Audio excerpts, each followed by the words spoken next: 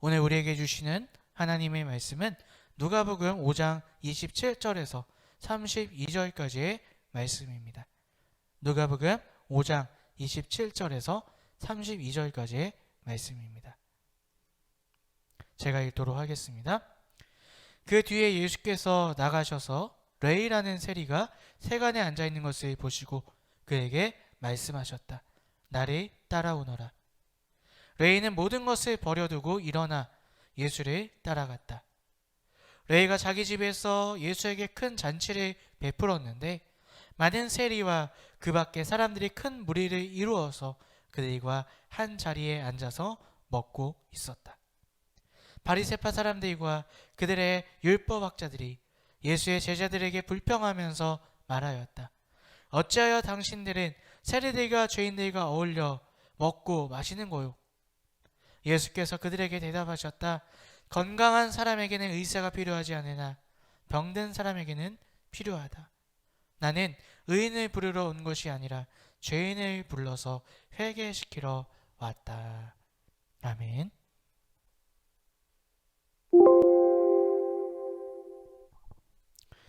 오늘도 우리 예수님을 사랑하시고 주인 삼으셔서 이 자리에 또 각자의 자리에서 예배 드리시는 여러분들을 주님의 이름으로 환영하고 축복합니다. 여러분, 지난 한 주는 또 어떻게 지내셨습니까? 아마도 주중에는 명절의 후유증을 이겨내시고 열심히 일상을 임하시려고 노력하셨을 것이고요. 또 주말에는 휴일이 껴있어서 조금이라도 좀 쉼을 얻지 않으셨을까 생각해 봅니다. 우리의 인생에는 때라는 것이 있습니다. 성경도 전도서에 보면요, 그런 때에 대해서 우리에게 이야기하고 있습니다. 전도서 3장 1절 말씀 함께 읽어보겠습니다. 모든 일에는 다 때가 있다. 세상에서 일어나는 일마다 알맞은 때가 있다. 그렇습니다. 우리에게는 분명한 때가 존재한다는 것이죠. 자, 그렇다면 그리스도인에게 이 시대는 어떠한 때일까요? 그것도 성경에 나와 있습니다. 고린도후서 6장 2절의 말씀입니다. 하나님께서 말씀하시기를 은혜의 때에 나는 내 말을 들어주었다. 구원의 날에 나는 너를 도와주었다 하셨습니다. 보십시오. 지금이야말로 은혜의 때요, 지금이야말로 구원의 날입니다. 우리가 사람들의 생각으로는요, 또 우리 눈에 보이는 시대를 보면 갑자기 무슨 사건 사고가 터지고 또 특별히 올해는 코로나로 세상이 많이 혼란스럽습니다. 그래서 갑자기 어떤 때가 바뀐 것 같고 갑자기 시급해진 것 같고 막 종말이 오는 거 아니야 막 두려워하고 그런 마음을 가지시는 분들이 많이 계십니다. 하지만 하나님의 시각에서는요, 우리 세상에 일어나는 사건들은 별로 중요하지 않으세요. 왜냐하면 여전히 십자가의 은혜와 능력은 동일하게, 그것을 믿는 자에게 동일하게 임하고 있기 때문입니다. 우리가 사는 방법, 살아야 하는 때는요, 이전과 똑같다는 것입니다. 예수님과 깊이 교제하며 동행하며 또 예수님께서 우리에게 주신 사명을 감당하며 예수님이 다시 오실 것을 기다리며 살아가는 것, 전혀 다를 것이 없다는 것이죠. 우리가 괜히 벌어지는 일들 때문에 흔들리고 두려워할 것이 아니라 예수님을 똑바로 믿는 것에, 예수님을 제대로 믿는 것에 집중하며 그것을 우리가 점검하며 살면 될 줄로 믿습니다. 오늘 말씀의 제목을 함께 읽어보겠습니다. 밑에 제목에 나와 있죠? 예수님의 기준은 세상과 다릅니다. 예수님의 기준은 세상과 다릅니다. 오늘 말씀의 제목입니다. 세상에는 이러한 말들이 통용될 때가 있어요. 세상에 공짜는 없다. 그런 말 들어보셨죠? 또 비싼 거는 그 가치를 한다. 이런 얘기 아마 한 번쯤 들어보셨을 것입니다. 물론 다 동의되는 말은 아닐 때도 있어요. 그게 빗나갈 때도 있습니다. 하지만 세상을 사는데 어느 정도 많이 들어보고 필요한 말이 제가 좀 전에 드렸던 말들일 것입니다. 이런 것들을 세상의 이치라고 그렇게 이야기합니다. 대표적인 한 가지 이치를 좀 나누고자 해요. 네. 나의 노력, 시간, 돈을 투자하지 않고서는 세상의 그 어떤 것도 그냥 얻을 수 없다. 이것도 아마 어느 정도 동의하시는 내용이지 않을까 싶습니다. 세상에서 우리가 무언가를 얻고 무언가를 이루기 위해서는 시간을 투자해야 돼요. 돈을 투자해야 돼요. 내가 하고 싶은 거, 먹고 싶은 거 참아가며 노력을 하셔야 한다는 것이죠. 자, 그렇다면 예수 믿는 것도 마찬가지일까요? 예수 믿는 것도 세상의 이치와 같은 방법으로 시간과 돈과 노력을 투자하면 우리가 예수를 잘 믿게 되는 것일까요? 오늘 우리가 읽었던 본문 말씀을 보면요, 예수님은 두 부류의 사람들을 만나게 됩니다. 한 부류는요, 세상 사람들이 미워하고 조롱하고 손가락질하는 세리라는 죄인들이고요. 또 다른 한 부류는 하나님에 대해 많이 알고 있고 율법을 잘 지키는 그러한 바리새인들이었습니다. 세상의 이치, 제가 좀 전에 말씀드렸던 그 세상의 이치에 따르면 하나님을 인정하고 하나님의 구원의 은혜를 누릴 수 있는 부류는 아마 시간과 노력과 돈을 투자한 바리새인들일 것입니다. 하지만 우리가 읽었던 말씀을 보면요, 예수님께서 구원의 은혜를 베풀어 주시고 제자를 삼는 사람들은 바리새인들이 아니었습니다. 바로 죄인이라 일컫는 세리들이었습니다. 왜 그랬을까요? 예수님의 기준은 세상의 이치와 다르기 때문입니다.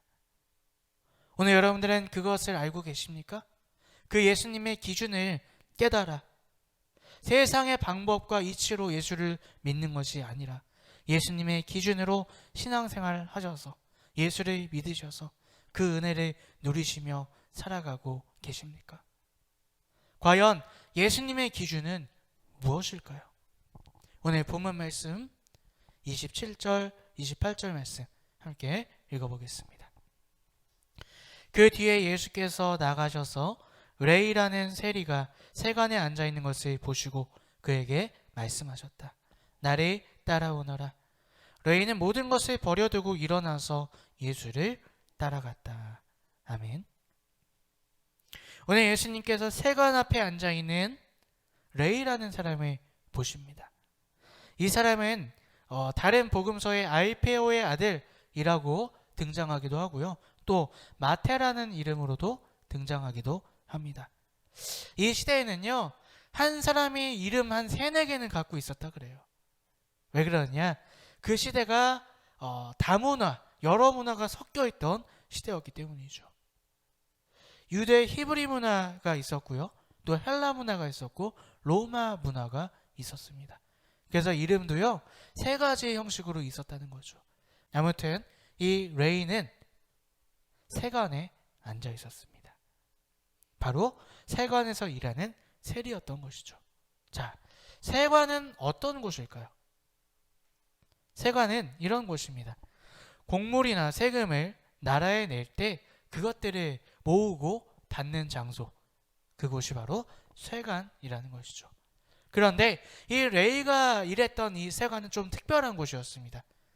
가버나움에 위치한 세관이었어요. 이 가버나움에 위치한 세관은 교통의 요충지였다 그래요.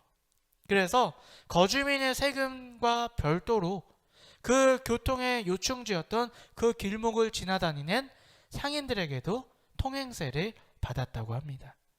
다시 말해서 오늘날로 따지면 고속도로 톨게이트 같은 그런 개념이라고 생각하시면 될 것 같습니다. 자, 그런데 보통 사람들은요, 이 세리를 아주 경멸하고 미워했다고 합니다. 여러분 잘 아시겠지만 이 시대의 세리들은요, 로마에서 징수한 그 세금만을 걷지 않았어요. 10배, 심지어 100배까지 불려서 그렇게 사람들에게 세금을 걷었다는 것이죠. 그리고 이 당시에 팔레스타인은 로마의 식민지였어요. 근데 세리들은 어때요? 로마로부터 고용된 공무원들이었어요. 당연히 이들은 로마를 지지하는 사람들이었습니다. 그래서 유대인들로부터 경멸의 대상이었다는 것이죠. 또 이 사람들은 세금을 걷어야 되니까 어때요? 유대인이든 이방인이든 모든 사람과 접촉하고 교제를 하게 되었던 것입니다. 그래서 유대 율법을 어기는 아주 불결하고 부정한 자로 유대인들에게 그렇게 손가락질 받고 부정한 자로 미움을 받게 되었던 것이죠.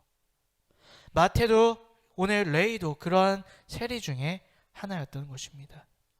바로 그러한 부정한 사람, 그러한 죄인에게 오늘 예수님께서 다가가셔서 나를 따르라 라고 말씀하시고 계시는 것입니다. 이 뜻은요, 잠깐 와봐라 이런 소리가 아니에요. 지금부터 계속해서 나를 따라다녀라 요청하고 계시는 것입니다. 자, 그런데 여러분, 예수님께서 갑자기 레이에 대해서 모르는 사람인데 갑자기 와서 나 좀 따라갑시다 이렇게 말씀하셨던 것일까요? 네, 그게 아닙니다. 아까 말씀드렸던 것처럼 세관은 톨게이트 같은 역할을 했어요. 어떠한 성을 지나다닐 때, 가버나움을 지나다닐 때 세관을 꼭 지나쳐 가야 했다는 것이죠. 예수님도 아마 그 세관을 여러 번 지나쳐 가면서 레이를 보셨을 것입니다. 레이도 마찬가지로 예수님에 대해서 어느 정도 알고 있었을 것이에요. 바로 서로 어느 정도 아는 그 과정 가운데 예수님은 레이를 주목하시고 또 다가오셔서 나를 따라오너라 이렇게 말씀하신 것입니다. 세상의 기준과 세상의 이치로 따져보면요, 레이는 제자가 될 자격이 없습니다. 그는 예수님을 위해서, 하나님을 위해서 어떤 노력도 하지 않았어요. 시간도 투자하지 않았어요. 아니, 오히려 하나님과 반대의 삶을 살고 있었을지 모르겠습니다. 그러나 예수님은 그러한 레이를 주목하시고 제자를 삼아 주십니다. 예수님의 기준은 세상과 달랐기 때문이죠. 자, 그리고 그 예수님의 기준이 틀리지 않으셨음을 레이의 반응을 보며 우리는 알 수 있습니다. 제자로 부름을 받은 레이는요, 모든 것을 버리고 예수님을 따랐다라고 오늘 본문 28절에서 그렇게 이야기를 하고 있습니다. 모든 것을 버렸다는 것은요, 잠깐 예수님 말 들으려고 일하는 거 잠깐 멈춰두고 예수님께 갔다는 소리가 아니에요. 자기의 모든 것을 정리했다는 거예요. 오늘날로 말하면 퇴사했다는 거예요. 은퇴했다는 거예요. 어쩌면 다른 제자들보다 이 레위의 믿음이 가장 컸던 걸로 보여집니다. 가장 큰 결단이 있었던 걸로 보여집니다. 왜냐면요, 예수님의 제자들 대부분은 어부였어요. 어부는 뭐 자기가 하고 싶으면 다시 가서 해도 돼요. 그죠? 배도 있고 그물도 있어요. 하지만 레이는요, 회사를 그만두고 나온 거예요. 오늘날로 따지면 인류 대기업 임원이었던 이 레이가 그것을 그만두고 아무것도 가진 것이 없는 것처럼 보이는 예수님을 따라 나섰다는 것입니다. 가장 큰 결단이 있었을 것으로 생각이 된다는 것이죠. 그리고 어쩌면 이 제자들 중에 가장 크게 기뻐했던 제자가 바로 레이가 아니었나 그렇게 생각이 듭니다. 29절 말씀 함께 읽어보겠습니다. 레이가 자기 집에서 예수에게 큰 잔치를 베풀었는데 많은 세리와 그 밖의 사람들이 큰 무리를 이루어서 그들과 한 자리에 앉아서 먹고 있었다. 자, 레이가 잔치를 왜 했을까요? 자기 회사 그만두니까 회사 동료들과 뭐 송별회 한 걸까요? 이 잔치의 원어를 보면요, 환영이라는 뜻을 갖고 있어요. 환영. 예수님을 환영했다는 거예요. 예수님이 오심을, 내가 예수님의 제자가 된 것을 환영하며 기쁘게 맞이하는 마음으로 잔치를 했다는 것입니다. 예수님의 기준은 도대체 무엇이었을까요? 예수님이 제자 삼으시는, 또 예수님이 구원하시는 기준은 바로 여기에 있습니다. 자신이 죄인임을 인정하고 또 예수님을 의지하고 예수님을 기뻐하며 감사하며 그분의 뜻에 순종하는 자를 예수님은 제자 삼으시고 그의 믿음을 보시고 구원해 주신다는 것입니다.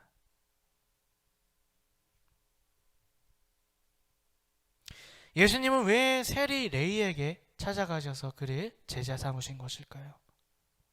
가장 낮고 천한 그 자리, 예수님의 은혜가 정말로 필요한 그에게 예수님은 찾아가셔서 구원의 은혜, 제자로 삼아주시는 은혜를 베풀어 주셨던 것입니다. 그리고 그 은혜가 가장 필요했던 레위는 그 은혜가 얼마나 큰 은혜인지를 알았기에 그것을 잘 알고 기뻐하고 감사하며 그 은혜를 온전히 누릴 수 있었던 것입니다. 그래서 예수님은 자신의 기준에 대해 이렇게 말씀하십니다. 오늘 말씀 31절, 32절 말씀 함께 읽어봅니다. 예수께서 그들에게 대답하셨다. 건강한 사람에게는 의사가 필요하지 않으나 병든 사람에게는 필요하다. 나는 의인을 부르러 온 것이 아니라 죄인을 불러서 회개시키러 왔다. 아멘. 우리가 세상의 이치로만 보면요, 구원받고 제자될 자격이 있는 사람은 바리새인이 분명해요. 세상의 이치로는. 바리새인들은 자기 스스로도 그렇게 생각했어요. 내가 하나님 섬기느라고 얼마나 많은 돈을 쓰고 얼마나 많은 시간을 투자하고 얼마나 율법을 열심히 지켜서 노력했는데 당연히 내가 하나님께 인정받아야지. 바리새인들 그들 스스로도 그렇게 생각했다는 것이죠. 하지만 하나님의 아들 예수는 오히려 그들이 천대하고 미워하는 죄인들에게 찾아가 그들과 함께 식사하고 기쁨을 나누고 있었다는 것입니다. 이 바리새인들은 도저히 이해할 수가 없었습니다. 그래서 예수님의 제자들에게 이렇게 항의를 해요. 30절 말씀 함께 읽어보겠습니다. 바리새파 사람들과 그들의 율법학자들이 예수의 제자들에게 불평하면서 말하였다. 어찌하여 당신들은 세리들과 죄인들과 어울려서 먹고 마시는 거요?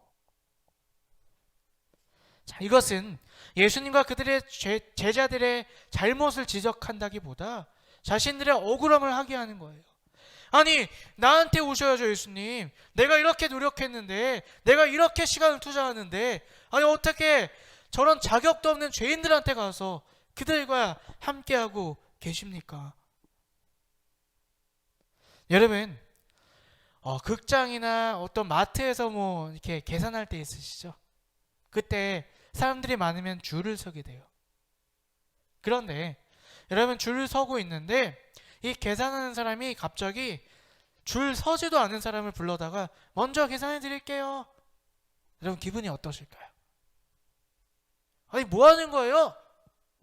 분명히 항의할 것입니다. 오늘 바리새인들의 마음이 그랬다는 거예요.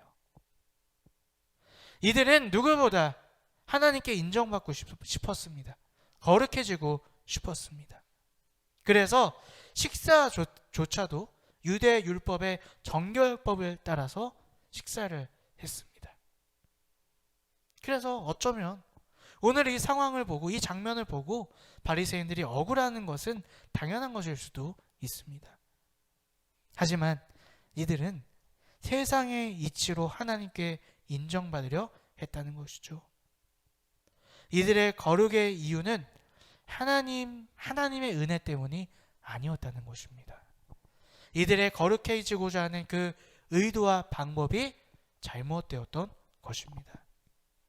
이들이 하나님께 인정받고 싶은 이유는 하나님을 기쁘시게 하기 위해서가 아니었어요. 하나님의 은혜 때문이 아니었어요. 자기의, 자기의 만족, 내가 높아지고자 하는 그 의도로 거룩해지기를 원했다는 것입니다. 그래서 그 거룩해질 수 있는 방법, 그 기준, 그것 또한 주님께 물어보지 않았습니다. 자기가 생각하는 방법, 자기가 생각하는 세상의 이치와 기준으로 거룩해지고자 노력했다는 것입니다. 하나님께 그 방법을 묻지 않았어요. 하나님이 어떠한 자를 거룩한 자로 인정하시는지 물어보려 하지 않았습니다. 율법을 왜 주셨는지, 하나님이 그 율법과 말씀을 통해 우리에게 무엇을 원하시는지 바리새인들은 하나님의 뜻을 궁금해하지 않았다는 것입니다. 자기 마음대로 자기를 위한 신앙으로 하나님께 인정받으려 했다는 것이죠. 그러나 그들은 그렇게 자기 마음대로 하나님을 믿을 때 예수님 앞에 인정받을 수 없었고 구원의 자리에 초청받지 못하게 되었던 것입니다. 오늘 우리는 누구의 모습으로 신앙생활하고 계십니까? 우리가 기도하고 예배드리고 말씀을 읽는 신앙생활을 하는 그 동기, 그 이유는 도대체 무엇입니까? 혹시 세상의 이치로 나를 위해, 내가 복받기 위해 그렇게 신앙생활하고 계시지는 않으십니까? 여러분, 그들은 그런 사람들의 특징이 있습니다. 말씀을 자기에게 적용하지 않아요. 남에게 적용합니다. 나는 잘한다고 생각하거든요. 나는 예배 잘 나가니까, 나는 교회 열심히 다니니까, 내 직분이 뭐니까 나는 잘한다고 생각하고 나보다 못한 일을 정죄하고 비판하고 무시하게 된다는 것입니다. 이러한 성도는 절대로 예수님의 제자로 인정받을 수 없습니다. 예수님이 베푸시는 그 구원의 은혜, 구원의 자리 가운데 나아갈 수 없습니다. 왜냐? 예수님이 보시는 그 기준에 벗어나는 사람들이기 때문입니다. 예수님께서 마태복음에 이런 말씀을 하십니다. 마태복음 5장 3절 4절 말씀 함께 읽어봅니다. 마음이 가난한 사람은 복이 있다. 하늘나라가 그들의 것이다. 슬퍼하는 사람은 복이 있다. 하나님이 그들을 위로하실 것이다. 온유한 사람은 복이 있다. 그들이 땅을 차지할 것이다. 아멘. 예수님을 믿을수록 내 죄가 더 보여야 돼요. 다른 사람들보다 내가 가장 죄인이라는 게 느껴지고 깨달아져서 겸손히 십자가의 은혜만을 의지하는 사람, 그 가난한 사람이 예수님께서 인정하시는 그리스도인, 주님의 제자라는 것입니다. 나는 정말 믿으면 믿을수록 죄인이어서 예수님의 구원의 은혜가 너무나 감사하고 예배드리고 기도하고 찬양하고 말씀 보는 이유가 복받기 위해서가 아니라 그 구원의 은혜에 감사하여 하나님이 기뻐하시는 삶이 무엇인지를 그 가운데 찾고 하나님의 뜻이 무엇인지를 찾아 그것을 삶 가운데 이루기 위해, 그래서 신앙생활을 하는 사람들, 그 사람이 오늘 주님께서 인정하시는 그리스도인, 구원의 길을 걸어가는 성도의 모습이라는 것입니다. 오늘 우리는 어떠한 모습이십니까? 예배드리고 기도하고 신앙생활하는 그 모든 이유가 어디에 있으십니까? 우리가 예수님을 잘 믿고 있는지 우리가 점검하는 몇 가지 기준이 있습니다. 첫 번째는요, 오늘 당신의 눈에 누가 잘못된 죄인으로 보이십니까? 라는 질문을 여러분 마음에 항상 하셔야 된다는 거예요.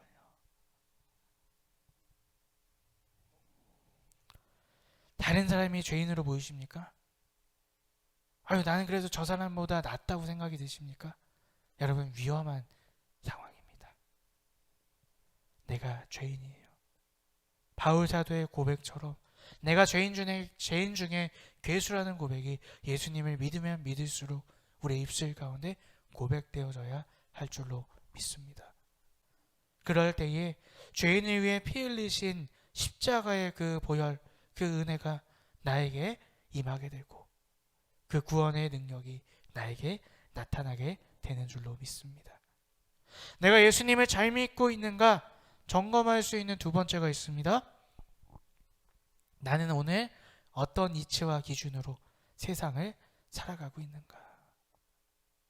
이 질문도 여러분 마음에 항상 질문하셔야 하는 질문이라는 것입니다. 오늘 나는 세상의 이치와 기준으로 살고 있는가? 아니면 예수님의 기준으로 살아가고 있는가? 세상은 어때요? 더 좋은 거, 더 높은 거, 더 성공한 사람, 더 잘난 사람, 더 많은 것을 가지라 우리에게 요구합니다.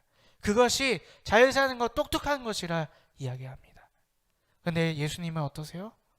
더 낮은 것, 더 가난한 사람, 더 죄인, 더 세상 사람들이 손가락질하는 그런 자리로 찾아가셨어요. 그리고 그들과 함께 하셨다는 것입니다. 오늘 우리는 어디로 향하고 계십니까? 어떤 가치와 어떤 기준으로 살아가고 계십니까? 오늘 우리는 저를 포함해서 우리 모두는 너무 메이저에 있지 않으세요? 너무 높은 자리에 있지 않으십니까? 너무 잘되고 축복받고 그렇게 성공하는 것에만 우리가 너무 집중하고 계시지는 않으신가요? 기독교가 왜 그렇게 힘이 쓸까요? 하나님의 능력으로 쓰면 너무 감사한데 우리 영향력이 너무 세지 않으세요? 그게 선한 영향력이면 좋을 텐데 힘으로 그 힘을 너무 과시하고 있지는 않은가요? 그 힘을 우리 마음대로 나라를 움직이고자 그렇게 사용하고 있지는 않으십니까? 예수님은 하나님의 말씀을 이루어 가셨어요. 그런데 힘으로 하신 적이 한 번도 없다는 거예요. 낮은 자들을 통해 가난한 자들을 돌보심으로 비천하고 죄인들과 함께 하심으로 그렇게 하나님의 나라를 세워 나아가셨다는 것입니다. 오늘 우리가 그리스도인이라면 그 하나님 나라의 영토를 이 땅 가운데 넓혀 나아가야 할 줄로 믿습니다. 하나님의 나라의 영토를 넓히는 비결은 무엇일까요? 전도하면 될까요? 물론 전도도 좋은 방법입니다. 하지만 하나님의 법대로 살아가는 것, 하나님의 주권이 세워지는 곳이 하나님의 영토잖아요. 세상의 이치와 기준으로 사는 것이 아니라 예수님의 말씀, 예수님의 기준으로 살고자 우리가 노력하며 그것을 바라며 성령의 능력을 구할 때 우리는 하나님의 나라의 영토를 이 땅 가운데 넓혀가며 주님께서 인정하시는 참 제자, 참 그리스도인, 구원의 길을 걸어나가는 참된 성도의 삶을 살아갈 수 있을 줄로 믿습니다. 오늘 우리 죄인이 되길 원합니다. 낮은 자가 되길 원합니다. 마음이 가난한 자가 되길 원합니다. 그래서 어떠한 노력과 돈과 시간으로서 하나님께 인정받으려고 하는 의인이 아니라 예수님의 십자가의 은혜만을 구하며 죄인 되고 낮은 자로 부끄러운 모습으로 그 은혜가 너무나 귀함을 우리가 깨닫고 그 은혜로 살아갈 수 있는 저와 여러분들이 되시기를 주님의 이름으로 축복합니다. 아멘.